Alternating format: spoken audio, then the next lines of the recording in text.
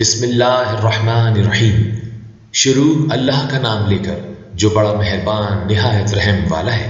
اے پیغمبر صلی اللہ علیہ وآلہ وسلم، اپنے پروردگار عالی شان کے نام کی تسبیح کرو، جس نے انسان کو بنایا پھر اس کے اعضاء کو درست کیا، اور جس نے اس کا اندازہ ٹھہرایا پھر اس کو رستہ بتایا، اور جس نے چارہ اگایا پھر اس کو سیاہ رنگ کا کوڑا کر دیا۔ اے نبی صلی اللہ علیہ وآلہ وسلم، ہم تمہیں پڑھا دیں گے پھر تم فراموش نہ کرو گے، مگر جو اللہ چاہے۔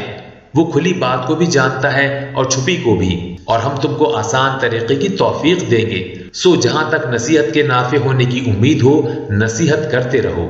جو خوف رکھتا ہے وہ تو نصیحت حاصل کرے گا، اور بے خوف بدبخت اس سے کترائے گا۔ جو بڑی تیز آگ میں داخل ہوگا پھر وہاں نہ مرے گا اور نہ جیے گا۔